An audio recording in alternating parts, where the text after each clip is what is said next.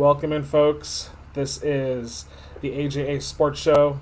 I am Ace, joined today, as always, by the Jolly J and the amazing Andrew. Whatever. Whatever I am. Good. Yeah, that works.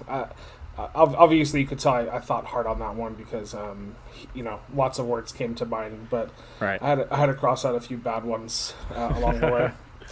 So today we are doing our first 16 picks of our mock draft 1.0. We'll throw our perspectives in there and come to a consensus on who we think should be drafted there. We're using Pro Football Focus's PFF's mock draft simulator, and we're drafting for the top 32 teams for the first round only, and we're going to enter the draft.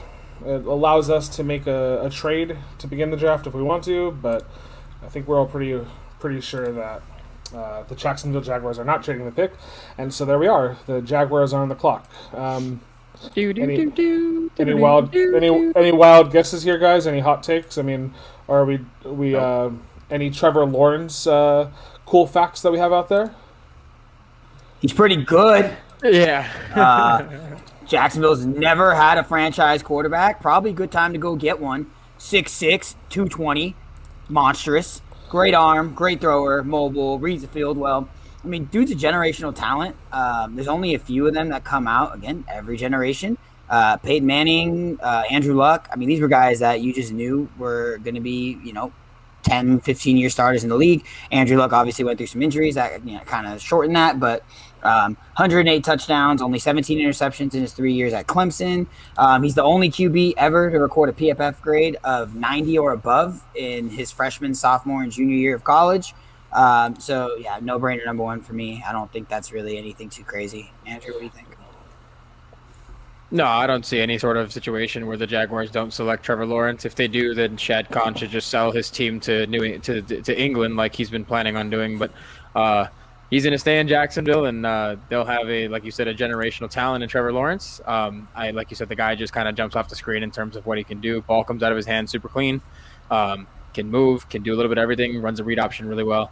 One interesting thing, Blake Bortles is actually the only quarterback in Jaguars history to have 4,000 yards and 35 passing touchdowns. I feel like Trevor Lawrence might do that plenty of times in his career. Just want to throw that out there. Kind of a weird stat, but I just wanted to throw that threshold out because I think that's what he's capable of. Yeah, I just want to add, I think he's probably going to be the best quarterback that Urban Meyer will have coached. I mean, he coached Braxton Miller, Cardell Jones, Tim Tebow. So it'll be interesting to see how his development goes there. Out of high school, he did break all of Georgia's state records, which were previously held by Deshaun Watson in passing yards and touchdowns. So cool little fact there too. I think he just needs to focus on a little bit like his throws to the outside. Just something that I wrote down. I think he can get there, though, because he has great accuracy. So, without further ado, we'll pick Trevor Lawrence with the first pick. And then now we have the Jets on the clock. The Jets needs are QB, guard, edge rusher, and quarterback, which are pretty apparent if you watched some of their games last year. They just traded away Sam Darnold for some picks. So they are definitely keyed in on a quarterback. Who do you guys think they're going to be taking here? Yeah, I don't think they would have traded away Darnold if, the rumors of Zach Wilson weren't just going to be coming to light, and Zach Wilson just ends up being the guy that Robert Saleh ends up taking as his franchise quarterback from year one. Last year they hit an absolute home run with Mekhi Becton at left tackle. So you have your all-pro generational left tackle. If you think Zach Wilson's your all-pro generational quarterback, you go and get him and match him. I don't like the options that they have in New York per se. So maybe they do something later in the draft. But he's a big-bodied guy. So he's not big body. He's pretty solid. He's like about just under 6'3". He can move well. He can throw well. Not super accurate on the run, but maybe has he maybe has the body archetype of like Baker Mayfield. Yeah, just a little more mobile. Can run around a little more, create out of the pocket. Mm-hmm. So I think they go with Zach Wilson here. Yeah, I don't think that's surprising anybody, especially now they got rid of Sam Darnold. I was a Sam Darnold fan. I think if they, maybe they were the ones who traded with the Niners and or maybe move back just a couple of spots to get someone like Kyle Pitts. I think that would have been huge for them to get a couple more. As we can obviously tell, they need a lot more than just a quarterback. Obviously, if you think Zach Wilson's the guy, you go for it. Just a little bit on him. He did have the 7th highest completion percentage in college football history last year, 73.5, 90.5 PFF pass grade in over half his games, and a college football record for PFF. They gave him a 95.5 pass grade in total last season. People love his ability to throw on the outside the pocket and off his spot. He was a class-leading 86.4 pass grade last year in that category. Second in PFF on throws outside of his first read, just behind the guy that I would take before him. That's going to come up next. He had a great year last year. He really did. My question is the short sample size that we have from him. He was good last year. He also played 2 other seasons at BYU, and there's a reason why you weren't hearing about him back then. He only had a 1.9 touchdown to interception ratio in those 2 seasons. I mean, he rushed for 2.7 yards a carry and only had 5 touchdowns. He had 10 touchdowns rushing last year, just rushing. He only played against 2 top 25 teams last season. If you look at it, like I mentioned, his completion percentage was 73.5 last year. The 2 seasons before that, he never threw for over 66% completion. So, he was playing with a ridiculous offensive line. He had almost always the best team on the field when he was playing. Not almost always. It was always the best team on the field when he was playing. The offensive line was fantastic. He was pressured the lowest for any quarterback in that division. So, all these numbers are great. And if you think he's the guy, he's the guy. Justin Fields is unbelievable. Played in the Big Ten. Did it on the biggest stages. And I'm gonna gosh over Justin Fields here coming up, but again, I'm not a Zach Wilson guy. I liked Sam Darnold. I think they could have done a lot more. They had a lot more needs in quarterback, but Zach Wilson's gonna get drafted number 2 to the Jets. Yeah, I'll just add. He has some throws in his college career that kind of remind me of Patrick Mahomes, kind of like in motion, thrown, that like kind of over across the chest throw that Mahomes likes to throw. I guess he is probably maybe a little bit more mobile than Baker Mayfield. Not probably as fast as like Kyler, so like kind of somewhere in between there. Like Jay's had mentioned, he 1 season of elite production against maybe some subpar competition. So I think he is a little bit riskier here than Justin Fields, but I think. Well, we didn't even mention it was a COVID season last year, right?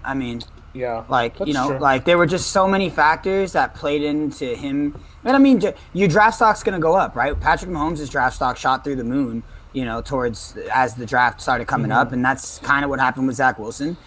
Justin Fields, they were talking about it coming into the college football season that he may jump Trevor Lawrence. Like he had a substantial chance to do that. And now, we'll talk about it when we talk about the Niners. But Mac Jones is apparently the guy now. It's just egregious. I don't understand it. I don't know if Justin Fields, if he started throwing with his left hand and now people don't think he can play football. I don't think every quarterback from this class is going to stick, but we'll put him there as number 2. So we have the 49ers on the clock.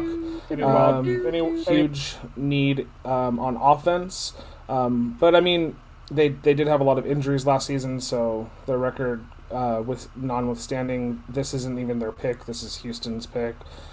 Houston was worse. So their team needs here are QB, wide receiver, tight end, cornerback, and safety. Obviously, we have a QB right there at the top of that list that sticking out like a sore thumb. Justin Fields. It looks like they're going to go quarterback here. And maybe bring in the next regime of QBs in San Francisco.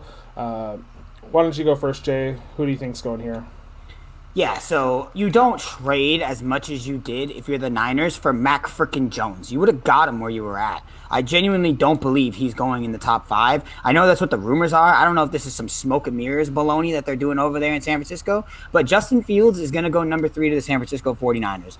He had 2 games where he struggled against Indiana and Northwestern. The dude started 24 games in his career. He won 22 of them. He threw for a 68% completion percentage, 5,000 yards, 63 touchdowns, and only had 9 interceptions. Not to mention, he had 260 rushes, over 1,100 rushing yards, and 19 rushing touchdowns in those games. I'll keep going. He played 11 games for his top 25 opponents in the last 2 seasons. He's the only player in Big Ten history with 40 passing touchdowns and 10 rushing touchdowns. The only one ever in the Big Ten. People keep questioning his accuracy. 56% of his passes of over 10 plus yards last season were deemed accurate. That's the most out of this class. He's number 1 in the last 13 starts in off-target percentage on throws 11 to 20% down the field. Number one. He's the most on-target quarterback on those types of throws. Ran a 4.4 in his 40. I mean, he's bigger than Zach Wilson. He's faster than Zach Wilson. He's stronger than Zach Wilson. I mean, maybe you can argue that Zach Wilson might have a little bit of a better arm. That's pretty much it. And then lastly, the big question that everyone keeps talking about is, his first read. He doesn't hit after his first read. I'll say 2 things about that. First of all, it's college football. Your first read is going to be open a lot when you play at Ohio State. Look at Trevor Lawrence's first read after first read accuracy. It goes down. I wonder why. Because he's throwing to really good receivers at Clemson. Go flip and figure. Okay? And then so we want to talk about that after the first read, right? Since 2019 on throws past his first read, Fields is number 1 in the class with a 90.6 PFF grade on throws after reading his first read. So I couldn't tell you. I couldn't tell you. So the Niners are going to get the better quarterback here, and the Jets are going to probably continue to do Jets things by getting Zach Wilson and not Justin Fields. Yeah, I'm gonna agree with you there. I know that Mac Jones is tied there, and we keep hearing that, but I just don't see it happening. Like, I keep hearing, Shanahan doesn't, he's made, good quarterbacks out of Matt Schaub, okay, so I'm just supposed to settle, with someone who I don't like as much. So, yeah, I do think that Justin Fields is going to go here. He's athletically gifted. I mean, I think his upside is higher than Zach Wilson's. He reminds me a little bit of Dak, which I like. He's got great arm strength. Had a fantastic season last year, obviously. So I would say Justin Fields here, and I like Justin Fields' attitude. He really wants to win. He really wants to be the best. There's a reason he went to one of the top schools for college athletics. He stood out. Yeah, he started his career at Georgia and played behind Jake Fromm. Transferred through 50 touchdowns in year 1, at Ohio State. And like Jay mentioned a second ago, the first read's always going to be pretty good when you throw into guys like Justin Fields was throwing to Chris Olave last year. You'll find out who he is next year when the draft comes around. Absolute stud.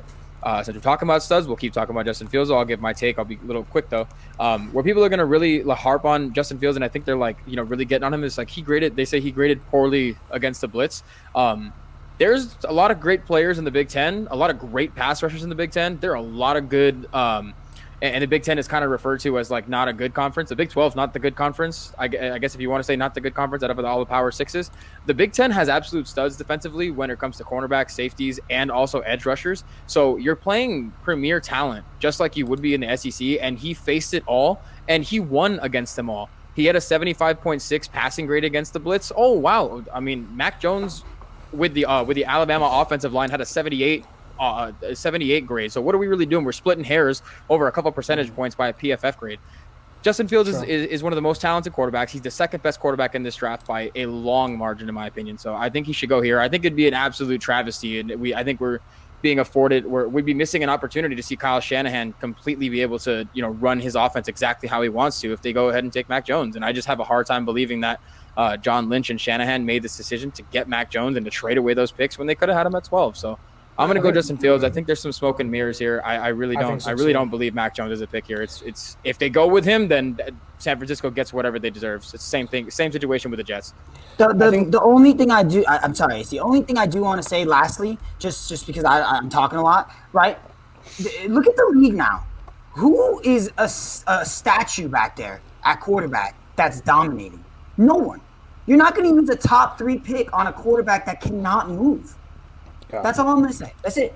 I mean, Tom Brady's the only one who doesn't move that's dominant. Outlier. Show me another one. Show me another. Well, the league has shifted. The league definitely has shifted. It might be. Yeah, I agree with you. I think it's smoke and mirrors. Maybe even just like a jab at the Patriots, because I think they're being tied to Mac Jones as well. So we'll see where that goes. But so next on the clock is the Atlanta Falcons. They got the 4th pick. If we're looking at their needs: edge, quarterback, and safety. I don't see someone in this range that we would take. So I did consider potentially that they would maybe trade this pick. If you look at PFF right here, it shows the Eagles, Patriots, Cardinals, Jets, and Ravens as potential suitors here. The Eagles wouldn't have traded out of the top 10 picks to just trade back in, I don't think. But maybe I'm wrong. And then the Patriots, to me, would be like the best fit probably if they're just trading for a quarterback. But if Mac Jones falls past this point, I think they're pretty safe in thinking that they can potentially get him at 15 or trade with another team to bump up there. I'm gonna go first. I like Kyle Pitts here, and I can read you off some of his stats last year. 770 yards, which was good for 17.9 yards per reception, 12 touchdowns, 43 catches. 15 of those went for over 20 yards. I think the sky's the limit with this guy. He impressed everybody at his pro day. He's versatile. He's got good hands. And he's got some good technique. I'd probably grade him a shade above Darren Waller, as long as he can come into the league and prove it. So nice young kid. And the reason I actually like Kyle Pitts here is Arthur Smith, their head coach, was the tight ends coach for the Tennessee Titans for like 6 years. So I like the fact that he can he worked with Delanie Walker back in the day. Gets the best potential offensive option on this board. So that'd be my pick. What do you guys think? I'll go next because I agree with you. Kyle Pitts is the second best prospect on the board besides Trevor Lawrence. I mean, dude is 6'6", 240 pounds. He ran a 4.4 40. He's not a tight end. Dude is a playmaker. He's a pass catcher. He's also undervalued in the run game for being a tight end because of his size. I mean, when you look at their situation, right? People talk about Trey Lance here, and I know Andrew's going to mention Trey Lance here, and that's a good pick. That makes sense, right? You can sit him behind Matt Ryan for at least a year, probably 2. Matt Ryan's cap numbers the next 2 years, at least next year, is atrocious. He took a little pay cut this year, but $48 million, $40 million in dead cap money if they were to cut him next year. The year after, he's making $43 million, $15 million in dead cap, so that's a little more feasible if you think Trey Lance will be ready after a year. I don't see it. I think when you look at the division, Sam Darnold is obviously with the Panthers. Tom Brady is Tom Brady. He's unbelievable, but he's getting older, and who knows how long this is going to continue. And the Saints are starting Jameis Winston, who throws as many passes to the other team as he does into the end zone for his team. So I think that if you're the Falcons here, you add Kyle Pitts to an offense that has they actually signed Mike Davis, who I liked. He's kind of like a light version of Christian McCaffrey, and then you pair Kyle Pitts with Calvin Ridley and Julio Jones, and I think you have an offense out there that's real formidable. The defense still stinks, but the defense has stunk for a long time. So Arthur Smith is an offensive guy. I think he'll use his first pick. If Kyle Pitts is there, he's running to the draft board to get Kyle Pitts. But I know Andrew really likes Trey Lance, so I'll let Andrew go. I mean, I like Trey Lance to a certain extent. He doesn't have the resume that you would want out of all these other quarterbacks. The reason why I like Trey Lance here at this pick is because I just don't see Arthur Blank has made it kind of clear with GM, their general manager over in Atlanta, Terry Fontenot, that they want to draft Trey Lance, and that's the pick to go. Arthur Smith, the new coach, it's going to be hard taking some convincing to get past those two guys to say, hey, I think Matt Ryan has 2-3 more years left here. So it's going to kind of be this back and forth up until draft day. So I went with Trey Lance here, and I don't mind the Kyle Pitts take. I think Kyle Pitts is a tremendous talent. He's basically a receiver who plays tight end, like that, the mold that we see now nowadays of the elite tight ends that are going to be in the league. I just think when when you look at it, and I think they're going to come to a consensus and maybe say, hey, we have an opportunity to do both things. Julio Jones is going to get healthy. Our defense will be a little bit better because A.J. Terrell, who missed 10 games last season because of his injury, will be back to help out the defense a little bit. Keanu Neal missed time last year. Matt Ryan has hit the 4,000-yard mark on every season since 2011, so I think it's a great way to kind of bring in a new quarterback, but also be able to stay contending in a division that is not necessarily up for grabs, but there's chances for teams to kind of do some things. Like Brady's 43. Nobody expected what happened last year, and I know they're going to run it back, but again, they're going to be playing a tougher schedule in year 2 with Bruce Arians. Bruce Arians is the head coach, and he's going to have to make adjustments, and we'll see how that goes. But I went with Trey Lance here just based on what I'm hearing because Terry Fontenot, again, the GM, has made it very, very clear that he wants to take Trey Lance here, and if they don't, now they're talking about shopping the pick. So we'll see where they go, but we can probably lock in Kyle Pitts for majority rule here because again, he's just a tremendous pass catching talent. And it's that's a very real possibility. Trey Lance or moving out, right? Moving out would be ideal for them. I mean, this is a deep class in terms of defensive talent. There are 3 corners who are first-round picks at least. There's inside linebackers like Micah Parsons, who's unbelievable. There's some edge rushers that if you really like, you could take a swing at. So Atlanta is a team that has stunk defensively for a long time, and they had a defensive coach, so you'd think that would not be the case. Their offense is really what shined. So, yeah, shopping the pick, Trey Lance, all makes sense. But I think if Kyle Pitts is there, like I said, he's the number 2 overall prospect on the board, and, yeah, Atlanta goes with him if they stay. I like where Andrew was going with that. And you had also compared quarterbacks in the division. And then, but having Matt Ryan, who is not in his prime, but serviceable, probably the second or third best in that division. I don't think they'll beat the Bucks next year for the division. So if you kind of just look at building your core, they're probably a 4 to 6 win team next year. I don't think anything drastically changes there. Being in consideration again for a quarterback next year, that's where I would, Kyle Pitts as a tight end only comes around, once every, decade possibly. So I think that's the pick. But I do appreciate Trey Lance there as well. I just don't see 4 quarterbacks going in a row as well. I know that there's a lot of talk that's going to happen. But yeah, we might all be wrong. The Falcons might just try to get some equity and just bolster that defense up. But you got to take one of these top guys. Like, if you can get the tight end, like the guy right behind Trevor Lawrence, you go for it. Okay, so enough chatting about Atlanta.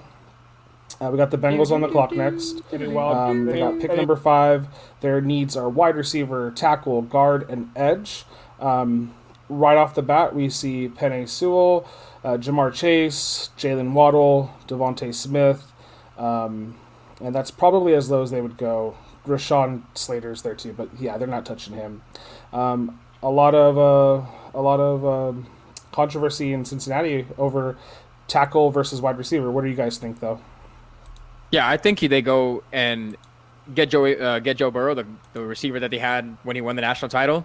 Guy scored 20 touchdowns, caught almost 1,800 yards. I think they take Jamar Chase here. He's the best wide receiver in this draft by not by a large margin, but he is consensus the best wide receiver in this draft. He's explosive, he's fast, physical off the line of scrimmage. I think you can get him and you pair him with T. Higgins, Tyler Boyd. I know that seems like a lot, but you need a lot of receivers to win in the NFL nowadays, and the more the merrier. You add it to Joe Mixon, and the reason why I don't have them grabbing a tackle here is a little bit having to do with what they did in the offseason. They signed veteran tackle Riley Reif to add to their former pick from 2 years ago, Jonah Williams, to really anchor the offensive line. And instead of doing that, they give Joe Burrow more pieces from year 2 on, and now he's got a ton to work with. So I didn't particularly go tackle here, but I could definitely see them going. Jamar Chase, in my opinion, is the second best pass catcher. Kyle Pitts, we already talked about, his second greatest. Jamar Chase is the second best pass catcher in this draft, and one of the most explosive players coming out of college in a very long time. Yeah, I'll just give my take. I like Jamar Chase here to reunite them. To me, he kind of potentially is reads like maybe Devontae Adams to me. He doesn't have a huge sample size. That's like the only knock on him potentially. And then sometimes because he is so naturally talented, I think he just thinks he can just like override someone with that just like brute strength or his build. So I think he just needs to work a little bit on his technique, and he should be the number one wide receiver in this draft. Yeah, Joey Burrow tore his ACL, and it wasn't on accident.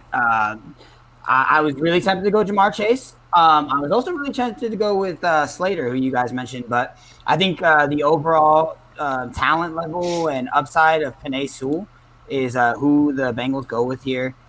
Dude was an absolute stud in 2019. He didn't play last year, obviously, because of COVID. The Bengals already have plenty of pass catchers. I mean, they have Higgins, Boyd, and they have Mixon in the backfield. Obviously, adding Jamar Chase is a great option, but Sewell is an elite talent with excellent size, moves well for that size. He's actually one of the top prospects coming out as well. Todd McShay has him ranked as the third prospect. In 11 games before Joey B tore his ACL, he was sacked 32 times. That's the second most during that time, and was hit 42 times. That's tied for the fifth most during that time. They only had one player, and Andrew did mention a few additions that they added. But even with that right tackle they added last year, they only had one player, Jonah Williams, that was rated a PFF grade of over 70 on that offensive line, and they ranked 30th overall in PFF's offensive line rankings. So I think protecting Joey Burrow is the most important thing. He already shown that he can get it done with some below average pass catchers. So I think having those guys there, adding in another offensive tackle makes the most sense to me. So 100% makes sense going with Jamar Chase. I'd say Penei Sewell. What are we overriding ourselves here, Andrew, or are we going with Jamar Chase? I'm sticking with my take, honestly. I mean, it's a great, it's a good argument. I understand exactly why you would do it if you're Zach Taylor and the Cincinnati Bengals, but I just think Jamar Chase is really good. You brought up Riley Reif.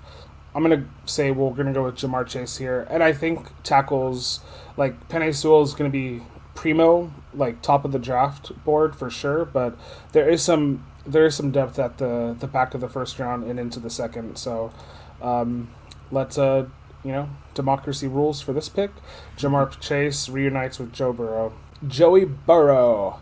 Okay, so next on our board is the Miami Dolphins. They traded this pick, traded back into the first round after they traded out of it with Philly. They have needs on offense with needing a tackle and a guard, potentially another playmaker too. That's not listed here though. And then interior defensive lineman and edge rusher. So that's the needs right here. Obviously, Penei Sewell's right there. Tackle. There's not really a guard in consideration at this point. Also, you have two of the three top tiered wide receivers there too. Where do you guys think this pick is going? So I'll go first because I have a guy that you guys just chose. Jamar Chase is the pick for me. Easily wide receiver 1 in this draft class. Great combo, size, speed. He's also a great route runner. Great feel for the defenses. Is able to use his leverage to win. He's not just supremely talented. He has a great feel and high football IQ outside. Former Bolitnikov winner in 2019. You guys already gave the stats. One cool thing that I found was in 2019, he played against 5 NFL cornerbacks that are either in the NFL now or going to be in the NFL, first-round draft picks this year. And that was A.J. Terrell, Trevon Diggs, C.J. Henderson, Noah Ignombian, and Patrick Surtain. Against those guys, he saw 37 targets, caught 26 of them. 13 of them were for 15 or more yards for 487 yards and 6 touchdowns. Those 5 cornerbacks, outside of what they gave up against Jamar Chase, only allowed 3 touchdowns the rest of the season. So he got 6 against all 5 of those. Those 5 only allowed 3 the entire season to anyone not named Jamar Chase. So I feel this is a similar choice to like Kenny Golladay for the Giants. I mean, the Dolphins are loaded. They have a lot of pass catchers out there with Will Fuller and Devontae Parker and Mike Gesicki. But this is a prove-it year for Tua. Granted, it's only his second year, but they've already had some wishy-washiness with him already. Adding a pass catcher like Jamar Chase definitely makes a lot of sense to me to evaluate what you have in Tua Tagovailoa. And definitely, I mean, offensive line here makes a ton of sense. That's another way to make sure that he's solid and he has everything he needs going into next year. But Ja'Marr Chase is just too good of a guy to pass up with Penei Sewell already off the board. So those two being flip-flop, totally understand to me. I'll give my perspective here. The Dolphins, if I remember correctly, last year got some young players on their offensive line. So I don't know if they're going to commit again. So I'm going to actually... having this board available here, I would choose DeVonta Smith. Obviously, he had a record-breaking season for wide receivers last year, 1,856 yards, 23 touchdowns, 117 catches, broke a bunch of records. He's got the ball skills, playmaking talent. He finds the ball in the air. He's not super thick. He's 6'1", 175 pounds, kind of a slimmer Calvin Ridley, so to speak. He just has a natural feel for the position. Since Ja'Marr Chase is off the board, to me he's the next best wide receiver, so that's who I think they would go for. What do you think, Andrew? I'll make it kind of quick because the guy that I have here is someone we already picked back at pick 4. I had Kyle Pitts going here at 6. I didn't see the issue with pairing him alongside Mike Gesicki because Mike Gesicki last year played more than 69% of his snaps from the slot, and Kyle Pitts has already proven he can line up anywhere on the line of scrimmage and posted a 96.1 receiving grade to prove that. So I thought that would have been nice help for Tua. Still, and anything can happen, so we'll see what happens. DeVonta Smith is a tremendous pick there too, tremendous talent. And he, obviously that's the guy that he threw the touchdown to win the national title game. So I'm sure Tua would be more than ecstatic to see him line up alongside the likes of Will Fuller and Devontae Parker, because that would make for kind of like I said, with that pick with Ja'Marr Chase going to Cincinnati, you get those three pass catchers, you get 3 pass catchers down in Miami too. So if we're going DeVonta Smith, I'm okay with that too. So yeah, not Penei Sewell, huh? So Jason, I mean, we can go Sewell. I mean, I just don't see him getting. I mean, where Penei Sewell is in the upside on Penei Sewell. He's got the highest. He may have a lower floor than Slater, but God, the upside. He's got the opportunity to be a 15-year starting tackle. Well, I mean, you did give us a wide receiver take about who you thought would go Sewell's here. Because Sewell's gone. He's going to Cincinnati. No, he's not. He's on the board. We have Ja'Marr Chase going to Cincinnati. I had Sewell going. Okay, so Sewell or DeVonta Smith is kind of the answer here. It sounds like you guys are on Sewell. I mean on Smith. I'd have Sewell personally. So I like Smith. You like Sewell. Andrew, who's your vote? You can choose either. No skin off. I guess we'll go Sewell here. No skin off my back. It's hard to see. It's hard to see him keep dropping. I know none of us talked about him, but we kind of flip flopped. Jay and I, Kyle Pitts and Ja'Marr Chase, and but it's hard to see. It's hard to see Penei Sewell kind of dropping even further, even though I have him further in the draft. I was about to say, don't you have him further down? I do, because I have Kyle Pitts coming out the board here. Yeah, I had him dropping a little bit further too, but this guy's like a bulldoze. He's got great technique. I mean, dude, he's literally a third prospect. He's ready to play football tomorrow. Oh yeah, absolutely. I think he's only 2 picks away from me. I think he played like all 13 games in 2019 and didn't allow a sack. He played like 9 or something perfect games where the quarterback wasn't even touched. So yeah, he's pretty good. Not gonna lie. Okay, so we have Penei Sewell going off the board, which is obviously a great pick for Miami. I'm sure they'd be overwhelmed with that, and then they still have another pick in this first round, right? So they have the 18th pick. So there are like 5 or 6 wide receivers in contention. A couple already off the board, but we have 1 off the board actually. I lied. So the Detroit Lions needs wide receiver. Defensive line, edge rusher, linebacker, cornerback, safety. So they just need everything. A lot of like on every level of defense, and then a playmaker on offense. So just to kind of look at here, we have Micah Parsons, Jaylen Waddle, DeVonta Smith, Trey Lance is also there. Jared Goff is not the answer, so we'll see if they want to rebuild right away. Mac Jones, and then Patrick Surtain II, Rashawn Slater. Well, maybe not Rashawn Slater. Christian Barmore would possibly be a pick for them. I don't think that they would go any further down than that. What do you guys think? What do you think Detroit's doing here? Yeah, so I have them going and getting the Heisman winner, DeVonta Smith. Last year, 117 catches, 1,856 yards, 23 touchdowns. First wide receiver since Desmond Howard in 1991 to win the Heisman. Dude's got great.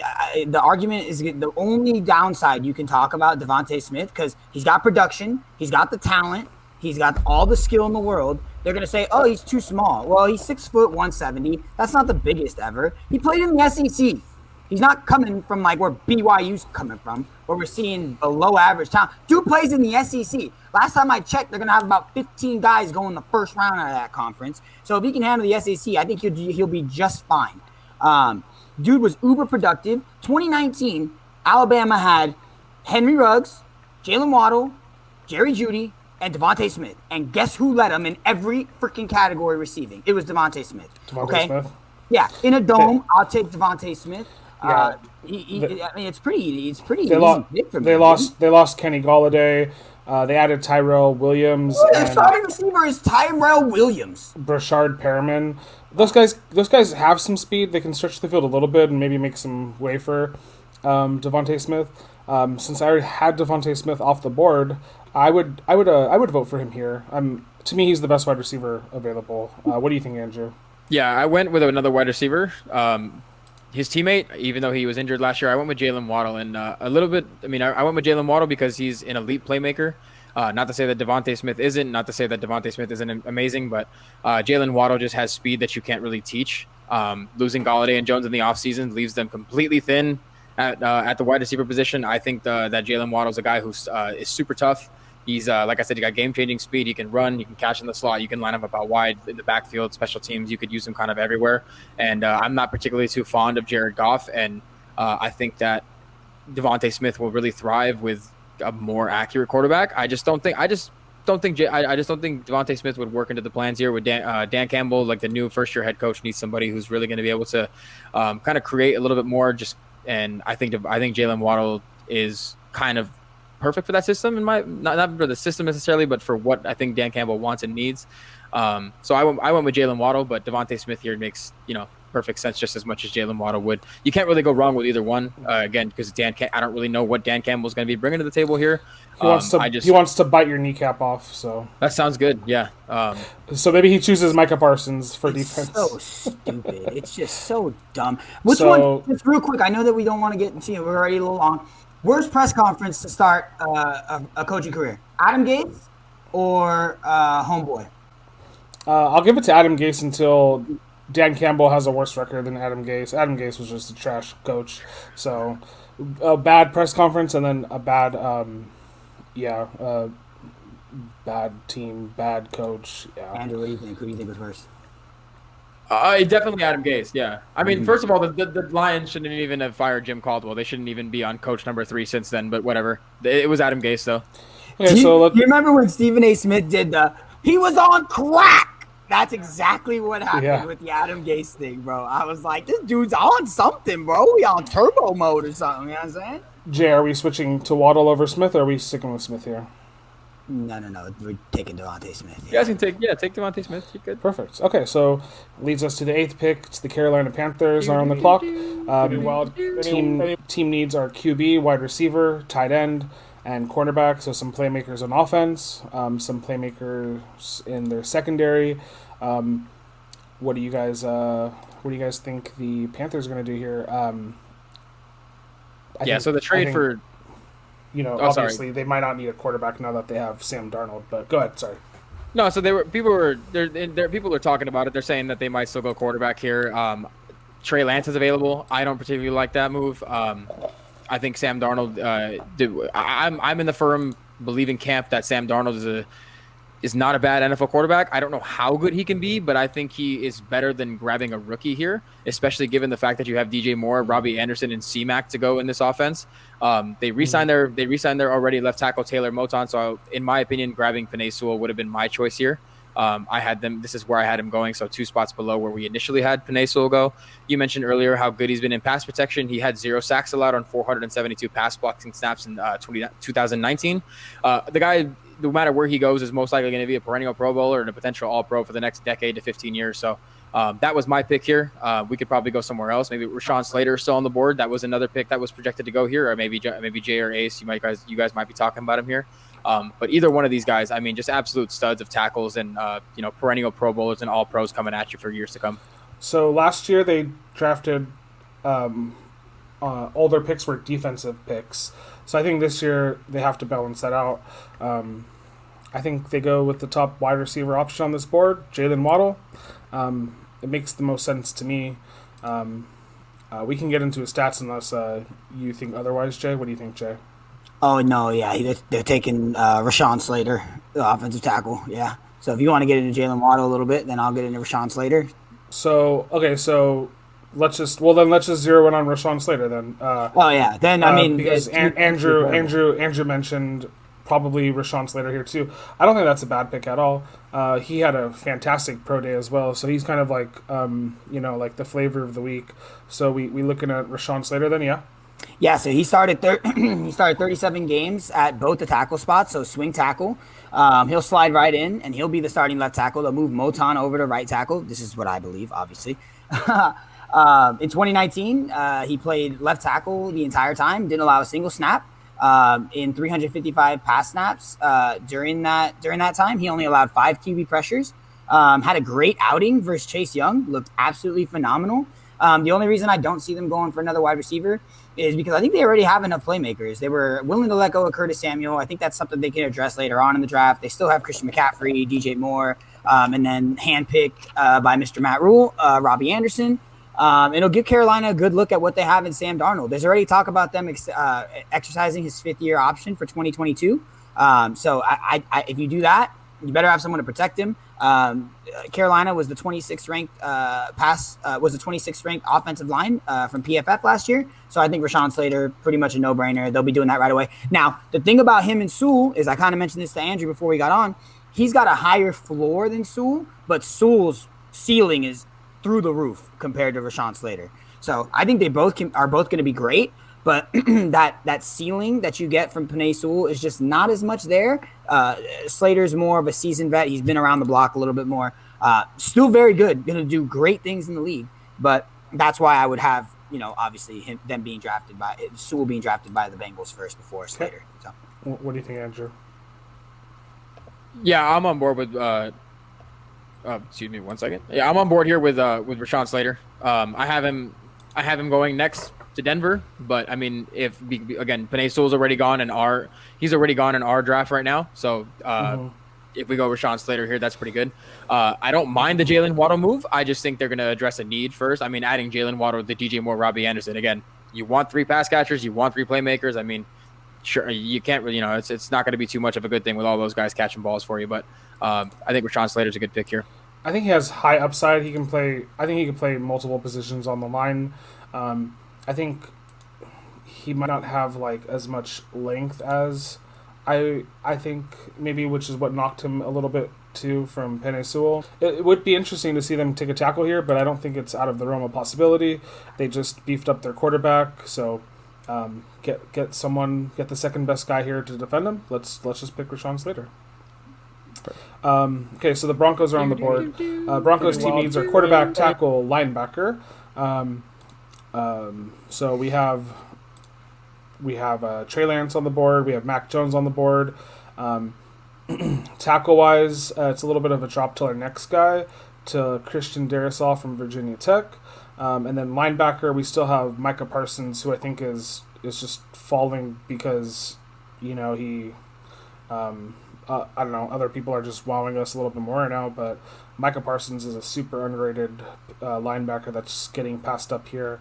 So I think you either have to decide, do they rebuild with quarterback because Team Cheeks over here, or do they bolster their line or defense? What do you guys think? I'll go quick and be fast because, like I said, I had Rashawn Slater going here. Their other offensive tackle, Garrett Bowles, finally had a phenomenal season. They picked him up after the in the draft 2 years ago, late in the first round. I figured they would come, and it's a little too early for me, in my opinion, for the Broncos to restart the whole Drew Lock project, even though #Team Cheeks. I don't think they wanted to do that just yet, so instead they went and got Rashawn Slater here and bookended their offensive line, so that way Drew Lock has the ability, because when you look at Denver, they have a lot of talent. They have Noah Fant. They have KJ Hamler. I haven't even mentioned the good names yet. They have Cortland Sutton. They have, what's his name? The wide receiver, Jerry Jeudy. Yeah, I mean, they have Tim Patrick also had a nice season last year. Tim Patrick is another impact player, and then you have Melvin Gordon in the backfield. You have really good players there. I felt if you get an offensive tackle here and you gave Drew Lock a real shot, you don't lose out on safeguarding your offensive line for the future, but you do get to find out what your quarterback situation in the future will be in year 3. So curious to see who you guys have going here. Yeah, I think Vic Fangio is done using first-round draft picks on the offense. Dude's a defensive guy. He's sick of it. Micah Parsons is unbelievable. Dude ran a sub 4.40. Ridiculous. Denver's going to have to do something in the AFC West because obviously the number one, you guys keep forgetting to say, he's the number 1 overall draft pick for Team Cheeks. Just the leaps and bounds, the cheekiest of the cheekiest on Team Cheeks. Denver's going to have to stop somebody. Those offenses over there in the AFC West. I mean, I almost said Oakland. Las Vegas' offense is but good luck with the Chiefs and Chargers with Patty and Justin Herbert over there. Their defense is already pretty good. On the front line, they got Von Miller, they got Nick Chubb, they got Harris, they got Kareem Jackson. Then you look in their secondary with Simmons, Fuller, and Darby. What did I say? Oh, sorry, Bradley Chubb. Whoops. Their weak point is inside linebacker. Vic Fangio runs a 3-4 defense. Now, 3-4 defenses, right? Outside linebackers, a lot of times, come down, play like 9 techs. Outside, wide 9s, on the line of scrimmage, and then they can rotate back and forth. Your inside linebackers have to be strong in a 3-4, which has been a really big weak point for them. Micah Parsons comes in, shores that up, sideline to sideline guy. 2019, he racked up 191 tackles, 19 tackles for loss, 6.5 sacks, 6 forced fumbles. Dude is unbelievable in pass coverage, which you're going to need to be guarding Travis Kelce and Darren Waller. And he's also great sideline to sideline protecting against the run. So I think Micah Parsons and again, Vic Fangio is running to the board to go get Micah Parsons right now. Yeah, I think they have enough potential playmakers on offense besides Team Cheeks, number 1 pick Drew there. So if it was up to me, if I was here and I was drafting and Justin Fields was here, automatic, I would draft him. Since Justin Fields is off the board, and potentially he might still be on the board at this point in real life. I like Micah Parsons too here, as Jan mentioned. Yeah, I'm good with the Micah Parsons pick, again, because Rashawn Slater's off the board. Yeah, so. He's just size, speed, playmaker. He's primo. Okay, so Micah Parsons. We got the Dallas Cowboys next on the board. Needs our tight end. Well, are you sure? Blake Jarwin. Blake Jarwin, baby. Edge rusher, cornerback, and safety. So looking at here, okay, so they don't need a wide receiver. So Jaylen Waddle is going to have to wait another pick. Trey Lance is on the board, but nope, they don't need him. Patrick, we don't need Mac. Jaycee Horn. So is it between our 2 top cornerbacks here? What I'm thinking, but I'll let Andrew. I'll let you talk first. Yeah, I think they go Patrick Surtain the second here.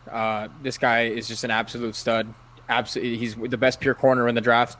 And the Cowboys have been in need of one since losing Byron Jones to free agency. I mean, Jordan Lewis was just absolutely not getting it done at all, and they held on to him for a couple of years. He's absolutely terrible. He might be a good guy for Team Cheeks, but he might be out of the league at this point. Patrick Surtain, like I said. He's back. Sorry. Oh, he's back? Really? Oh. He's good slot corner. He's going to play slot corner. Okay. Well, this is okay. Well, if he can play slot, that's why you put Patrick. That's why you draft Patrick Surtain the second, and you go ahead and you throw him out wide. This guy creates turnovers. He's a ball hawk. He's super instinctive for the corner position. Very long, very handsy. I think Patrick Surtain is just a no-brainer pick for the Dallas Cowboys here. They have impact players at other positions, at linebacker, and at defensive line. I think they could fix the interior in another in the interior defensive line later on in the draft. It's another deep draft for. It's a deep draft just for the trenches. It's a really deep draft. It's top heavy with quarterbacks, but it's a deep draft for trenches on both sides of the ball, which are defensive line and offensive line. So they can address that later, and you get the heir of Patrick Surtain Sr., and you go ahead and you shore up that defensive coverages. I'll just add my take on him, and I do like Patrick here as well. Yeah, he's got it all skill wise. He almost has like this like umbrella type approach. Almost he gets like a little too excited, too handsy, in some of like the film and YouTube videos I was watching on him. So that would be just something he has to work on. But obviously that's just comes with experience, and I think Dallas needs every point of defense to be improved. So I like him here as well. Yeah, so when you look at Dallas's defense, I was actually kind of surprised to see that their secondary is pretty good last year. When you look at PFF, they were ranked 6th overall. They only had 7 interceptions, which was the worst in the league. But an 89.9 PFF team coverage grade, which was third best. Third best in incompletion rate at 12.2%. 5th best in yards per reception at about 10.5 yards per reception. So when you add Patrick Surtain to a group that was already pretty solid last year, Patrick Surtain will be the starting corner on the outside with Trevon Diggs. They went to school together at Alabama, so reunite them together. And then, as I mentioned a little bit earlier, you put Jordan Lewis in there as a slot corner, who was pretty good when he played in the slot. His problems came when he had to go play out wide. Couldn't really handle that all too much. I think that Dallas all of a sudden rolls out, unfortunately, due to what the New York Giants did in their secondary, the second best defensive backfield in that division. But in most divisions, definitely the first and the most talented. So Patrick Surtain is a no-brainer to me. Let's do it. The New York Giants are on the clock. They need a tackle, a guard, and an edge rusher based off of PFF's needs right here. So we might be looking at Jaylen Waddle falling a little bit more here. Next tackle here is Christian Darrisaw. No guard kind of in this rank. And then edge rusher, we have to drop a little bit to Kwity Paye and Jason Owe, Azeez Ojulari. So what do you guys think the Giants are going to do here? Protect Daniel Jones in that offense they just spent a bunch of money on? So I'll go first because I think that Kwity Paye is the guy here. A little bit of a reach when you look at the average draft position there over on Pro Football Focus. But dude is supremely talented. Just didn't add up on the field for him over there in Michigan. When you look at the Giants can afford to take a little risk here, right? Address a lot of needs in the offseason. As I just mentioned, their secondary is primo. D-line up front, they got Dexter Lawrence and Leonard Williams. Cornerback, they got Bradbury, Holmes, Jackson, Love. Their safeties, Logan Ryan, Xavier McKinney, Jabril Peppers. The one real weak spot they have is over there on the edge. Dude has all of the tangibles in terms of metrics. Huge. Dude does a great job of setting the edge in pity. And he actually ran he's just an athletic freak. He ran his 3-cone drill faster than Von Miller. So really excels at setting the edge on the outside against the run. Has shown the ability to get after the pass.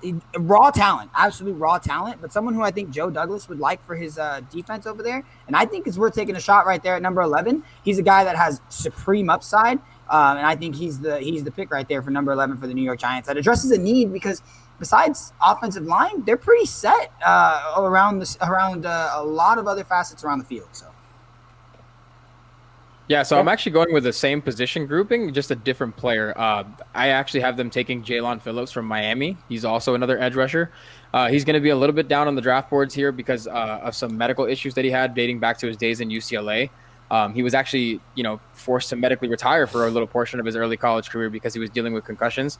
But the Giants have, I've read a lot of the beat writers, what they've been talking about, and the little rumblings coming out of the front office. Jaelan Phillips is their highest graded edge player.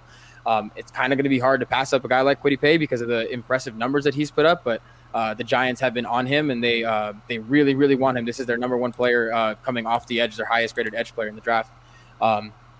He put up really good numbers at his pro day and posted an 83 run defense grade and an 86.7 pass rushing grade last season in his return to the field for his limited time with Miami. So I think they go Jaelan Phillips here. Not a player that you would expect to come off this early, and not a really name recognized player, but just from what I was reading and what I was thinking, I think Jaelan Phillips is the pick for the Giants here. And like you mentioned, he matches with Dexter Lawrence and Leonard Williams on the inside. They get an edge rusher to really, really set the edge and to make this defense pretty ferocious in that NFC East. Yeah. So Jaelan Phillips is ranked 30th here on this big board. Hear me out. So I like both of your picks. We can go an edge rusher. I just want you to look at this landscape here. So we have the Eagles at 12, the Patriots at 15, the Chicago, the Washington football team, the Chicago Bears, the Indianapolis Colts, the Tennessee Titans, all kind of with the wide receiver need. Do you think any of these teams want to try to jump to get the best offensive weapon left on the board in Jaylen Waddle? Do you think that's a possibility for a trade here? What do you guys? What is your thought, real quick? The only reason the only reason I don't think so is because, like, from what I'm hearing and all the stuff that I've heard and the stuff that I read today, Jaelan Phillips is their highest graded player, and they think if they miss him here, they're not going to get him at all. He was really highly rated in at UCLA, and he had an impressive bounce back season when he came back, and I don't imagine that the Giants are going to trade out of this pick. I think they know who they want. They're going to grab him here. That's just my opinion, though. No, I mean, I agree because I think Kwity Paye, if he doesn't go there at 11, he's going 14 to the Vikings. So right. I'm sure that's probably where you had him, Andrew, or somewhere in that region. Jaelan Phillips is a great pick. I considered him for 14 at the Vikings as well. I have Jaylen Waddle coming off on the very next pick, if that helps you at all, Ace. I know Jaylen Waddle's kind of slipping for you, but Jaylen Waddle was, he had the time off and he wasn't as productive as the other Alabama wide receivers, which is something to take into account. He's smaller than even DeVonta Smith. So while I can see that all being a possibility, I think that's a position at 11 where the Giants are okay taking a flyer, again, because of how solidified they are at other positions. Okay. I'm gonna go with Andrew here. I'll just choose Jaelan Phillips just because from what he's saying makes sense. If they really want him and he's been tied to their camp, that'll be the pick. But you guys both think that they will go for an edge rusher. That's a great pick. Some of these edge rushers that are about to come off the board too are really nice, and top 32 picks there will be like 5 or 6 at least real good ones. Okay, so the Philadelphia Eagles are on the clock. Pick number 12. Their needs are quarterback. That's, I guess, up to your discretion. Wide receiver, linebacker, quarterback. So we got Jaylen Waddle on the board. I think that's the obvious pick. I don't think they're going to draft a quarterback. I would choose Jaylen Waddle. What do you guys think? Yep, that's who I would have him going with. It's Jaylen Waddle's unbelievable. It's just everyone in Alabama has been ridiculous coming out of the draft lately. If you look at everyone who's been drafted, Jerry Jeudy and now DeVonta Smith and Henry Ruggs, they just had a lot of first-round talent at the receiver position. Jaylen Waddle has game-breaking speed. Dude's unbelievable with the ball in his hands. You could see that on punt returns. In 2019, he averaged 24.4 yards per punt return attempt on 20 punts. 24.4 yards, eh? It's unbelievable. Every time he punted on just punt returns. He had 20 punt returns in 2019, averaged 24 yards per punt return. Dude is also good at going up and getting 50-50 balls. He averaged 18.9 yards per catch in his 3 years at Bama. When you look at the Eagles, they have Jalen Reagor, who they drafted. Their next 2 wide receivers are Travis Fulgham and Greg Ward. And if you're getting catches from Travis Fulgham and Greg Ward, I don't know how much help you're giving to Jalen Hurts over there. So wide receiver, first round, twice in a year for the Philadelphia Eagles, which, is not ideal. But when Jalen Reagor had kind of a subpar season and you lose Alshon Jeffrey, who was blech, and you lose Deshaun Jackson, who was even bleher, you have to go and do what you got to do. So Jaylen Waddle is a steal for them at 12. I think that's a good spot for him. Yeah, I think if they don't take Waddle here, they're gonna rise against Howie Roseman over there. What's worse, not taking Justin Jefferson and taking Jalen Reagor, or not taking Jaylen Waddle here, Asa? Because I know you like Jaylen Waddle. Yeah, I think it would be worse. Oh God, that's a good question actually. Jaylen Waddle, because I think Jalen Reagor will still stick around the league for a while. He just isn't going to reach the peak that Jefferson will. But yeah, I mean, Jefferson, I project to be better than Waddle, I guess, over time? That's a good question. It's pretty close though. Yeah, I told Jay before we hopped on, my 12 and 7 picks were going to basically be flip flopped, and I wasn't sure what you guys were going to be looking at. I had DeVonta Smith at 12. You guys had got consensus and took him at 7. I had Jaylen Waddle at 7, so it was just kind of a flip flop. I felt like Jaylen Waddle was going to fit in a little better over in Detroit, just from some of the mocks that I was seeing and a couple of things that I read.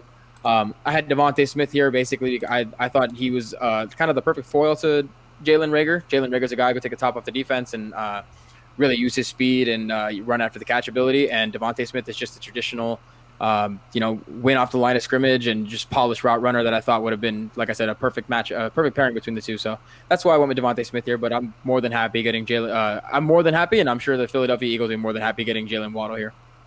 So yeah, we've chosen there. We have the the Los Angeles Chargers on the clock. We'll get that one day. Their needs are tackle, guard, cornerback. I would even say safety and edge as well. So I could possibly see one of the edge guys going here as well, but I think that they have to guard for Justin Herbert as much as they can, protect their number 5 pick from last year. Christian Darrisaw is on the board. What do you guys think? That is who I have here. Christian Darrisaw from Virginia Tech. He posted a 95.6 overall grade last season in pass protection. He's 6'5", 315 pounds, and to me, he's a perfect fit to protect Herbert's blind side. We talked about it again before we got on stream, Jay and I. They added Corey Linsley in the center. They added Matt Filer at the guard position. I like Darrisaw a lot. He's a super athletic offensive tackle, really, really big, strong hands. I think that that's one thing after seeing Keenan Allen has broken away from being an injury-prone player. Mike Williams is a solid number 2 option. The loss of Hunter Henry stings a little bit, but not enough to make me want to have the Chargers take a pass rusher here. I think defensively they're okay. They could find some replacements for guys like they lost, like Casey Hayward later on in the draft, especially like we've talked about. A lot of good, just deep drafts kind of everywhere. If we're being kind of honest here, I have Christian Darrisaw. Yeah, I think they have to block for Herbert. I think because Herbert panned out so well for them last season, I think you just kind of have to go to the tackle here to Christian Darrisaw. I really like Jaycee Horn, so I wouldn't be surprised if they took him here. I wouldn't be surprised if they took Kwity Paye here as well. But Christian Darrisaw, he's got great feet. He's long and tall, 6'5", 300 plus pounds. He's quick, got smooth footwork. So I like Darrisaw a lot. What do you think, Jay? A little bit of slander here. Where the heck is my guy Alijah Vera-Tucker from USC? Dude is unbelievable. He was one of the best offensive linemen in the country. One of the best offensive line in the country. Dude was unbelievable playing the guard position. Maybe he's that low because he played a lot of guard. Played tackle last year and was phenomenal. The Chargers did sign Corey Linsley and Matt Fleer. But when you have the worst graded offensive line in the league and a quarterback like Justin Herbert, like you mentioned, you better add some more offensive line help. I just think Alijah Vera-Tucker out of USC, right down the street from where the Chargers are at in Los Angeles, dude is ridiculously athletic. Now, the one thing I will say, and he just transitioned to tackle last year, still played unbelievable.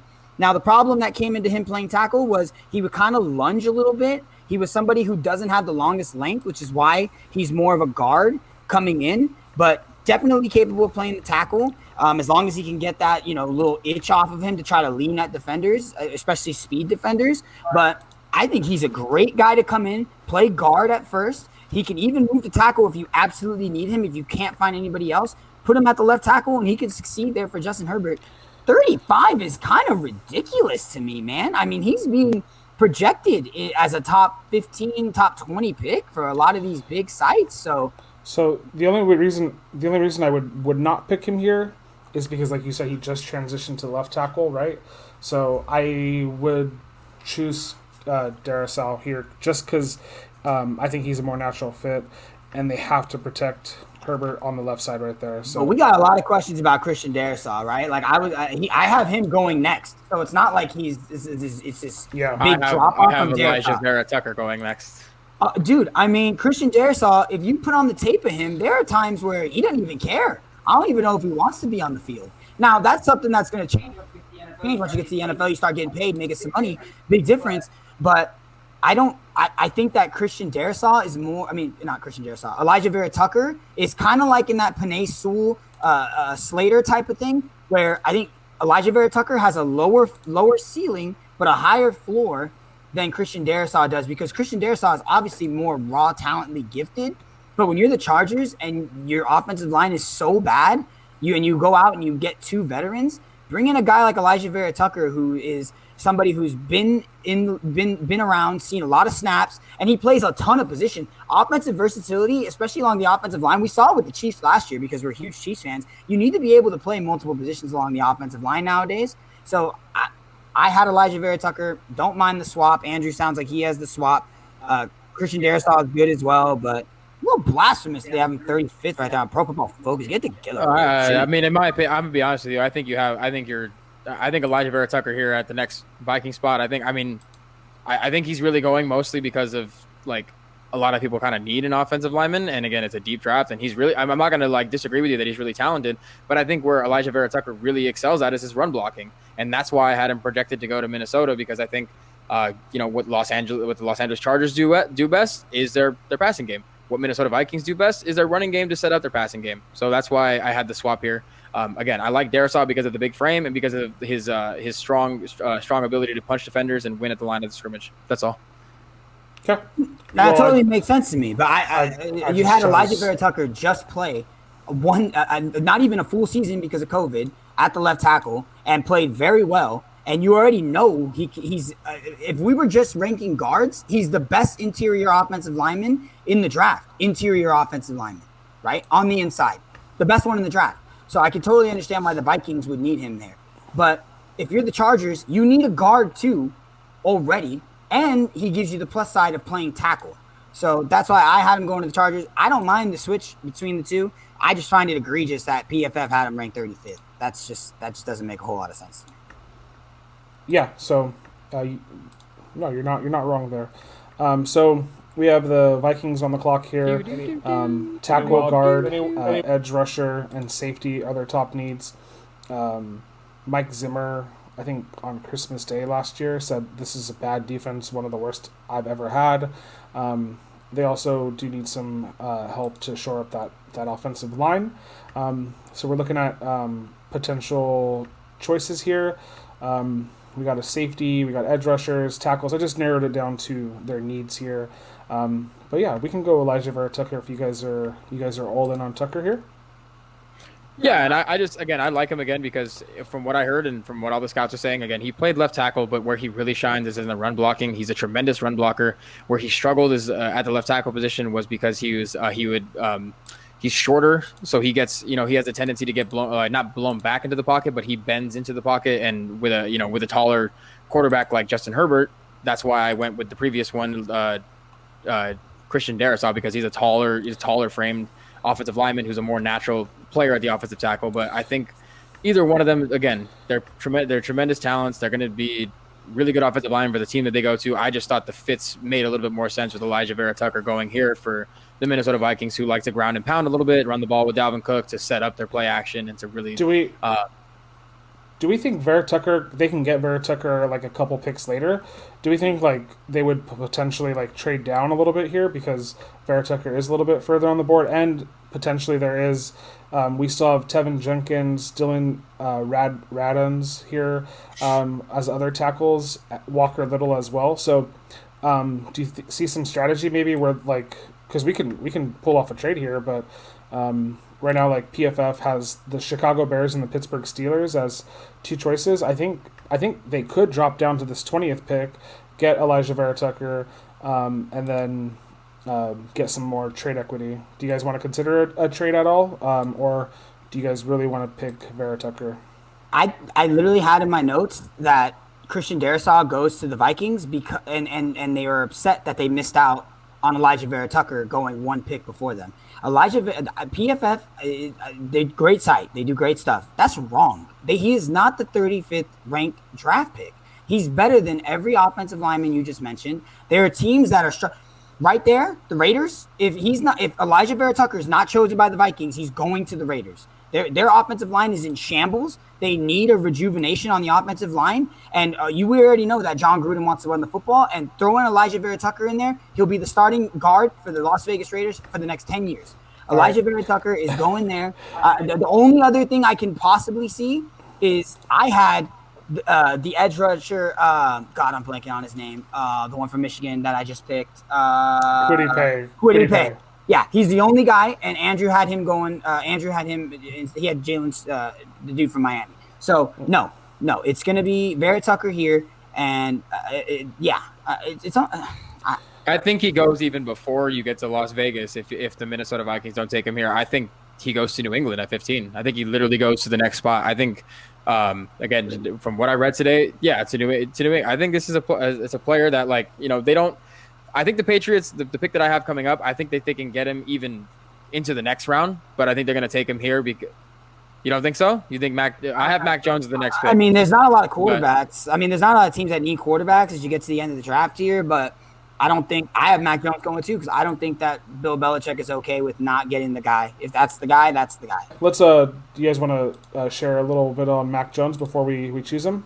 Yeah, so he's deadly accurate. Over the last 13 starts, his off-target percentage on passes 10 yards or fewer was only 3.1. That's first in college football. His off-target percentage on passes 11 to 20 yards down the field was only 7.6%. That's second in college football. He was also great on deep throws with a 60.9% completion percentage on throws 20-plus yards down the field, and second with only a 17.4 off-target percentage on those throws as well. He led in throwing under pressure with a QBR of 78.3 when pressured and 97.3 when blitzed. Those are both number one in the last 13 starts in college football. And he did it for Bama, which is the biggest question mark, right? Because he had superior talent. But he's probably not going to start this year anyway because Cam Newton will. But I think Bill Belichick saw enough of Cam Newton throwing balls in the dirt. He'd rather get a more accurate quarterback, especially when you have somebody like Tom Brady who left you. Trey Lance is a viable pick here as well. If you want to keep the scheme together, you can go ahead and that was a question I asked Andrew. If you're sitting here and you're Bill Belichick and you have Trey Lance and Mac Jones here sitting there for you, who would you take? Bill Belichick and the New England Patriots and their conservativeness go with Mac Jones, in my opinion. Yeah, not much else left for me to say here about Mac Jones. Jay kind of spelled it all out. I just think he's a quarterback's quarterback basically. He has a high football IQ. He's very accurate thrower of the football. He's good in the pocket. I'm not a huge fan of his lack of mobility, but I think he also lacks top tier arm strength too. He kind of reminds me of maybe best case scenario Matt Ryan. If you could turn into Matt Ryan, Bill Belichick will take that twice on Sundays. So Yeah. So we'll choose Mac Jones there. Okay. So for our last pick of part one of our mock draft 1.0, we have the Arizona Cardinals on the clock. Their needs here are tight end, defensive lineman, and cornerback. I would also throw in there edge rusher. They finished 500 last season, so they're kind of here in the middle of the pack. We're looking probably at a defensive pick here. Jaycee Horn probably shouts the highest off the page to me, but what do you guys think? Yeah, I think this is easily Jaycee Horn. And again, this is another pick where their GM is running to the board to make sure that they get him. Last year, the Cardinals on their outside corner started Dre Kirkpatrick and Patrick Peterson last year. Out of 121 qualifying cornerbacks, Dre Kirkpatrick, ranked 83rd, and Patrick Peterson ranked 107. So they were absolute first ballot team cheat cornerback picks. Horn is extremely talented, extremely physical corner. He uses his size, his length to get after opposing wide receivers, especially on the jam. Now, he did get away with a lot in college. He has to keep in mind that in the NFL, they got that 5-yard rule. After 5 yards, you got to get your hands off. So that's something that could be a factor with him. But with an elite level talent, with elite level ball skills like we see in Jaycee Horn, it's pretty much a no-brainer considering they have playmakers on every other level of the defense already. So Jaycee Horn here is pretty easily picked for me for the Cardinals. Yeah, I'm gonna go with Jaycee Horn as well. What I don't get is that I keep hearing running backs tied to the Arizona Cardinals, and I get it. Like they could use a running back. It's too early, but why not just let Kyler go off? Like, let him go off every game. Just let him be a rusher like Lamar is for the Baltimore Ravens, and then you don't necessarily need to have top tier running backs. Hip injury. Yeah, that's true. And we're going into a 17-game season. I get that, but I mean, they did, they didn't re-sign, what's his name? Drake. Raider. They do have Chase Drake. Edmonds. Chase Edmonds. Nice. They do have Chase Edmonds, yeah. Jaycee Horn is elite. Like you said, he could be a little grabby at times, so you just got to watch for that. But I mean, as he grows and starts getting paid, I think he'll shore that up. What do you think, Andrew? Yeah, let's just make it a consensus. 16 Jaycee Horn here. Just to add to a defensive group that has, impact players at impact positions. You got Budda Baker, you got Isaiah Simmons at linebacker, you got J.J. Watt and Chandler Jones, who, like we mentioned in the previous video, have just basically combined to annihilate quarterbacks in the last 9 seasons, racking up sack numbers. So Jaycee Horn had the lowest completion percentage of all corners in the FBS while playing in the toughest division, the SEC. He's large, athletic. He's really good. He's really good at in today's NFL, crossing routes are a big deal in today's NFL. He displayed his 4.33 speed, and one of the things that scouts really liked about him was that he was able to get downhill and undercut those crossing routes really, really well because of that speed. You guys mentioned the hand fighting that he likes to do. That's going to be some stuff to work on, but nothing that would deter me away from wanting to pick a guy as talented and as good against man coverage as he is, especially against press man coverage, considering how good receivers are now in the NFL, being able to beat man coverage and how difficult it is to play the defensive position. So I don't see them passing here. Jaycee Horn. Cool. So we're gonna put this out there. We used logic and a team effort to build these picks. A lot of draft rooms do not use that. Bill Belichick didn't listen to his scouts talk about N'Keal Harry being junk, and look what happened. So just throwing that out there. A lot of research being put in here. A lot of thoughts. I think we came to a pretty good consensus. On the next episode, we'll run down the list and remind you who was picked there. That leaves the Las Vegas Raiders on the clock for our part 2 episode. So we'll see who's there. We have a lot of fun names still on the board. Trey Lance, Christian Barmore, some nice wide receivers, Rashad Bateman, Elijah Moore. We have edge rushers, Kwity Paye, Jason Owe, Azeez Ojulari. So it's gonna be some nice picks, some great value for some of these later teams in the draft. But hey, that's what happens when everybody drafts a quarterback. So the rich get richer in the back of the draft. So thanks for watching. I'll put some timestamps in the description for you to click on everything, and we'll catch you guys next time on part 2 of our first ever mock draft. Bye, guys.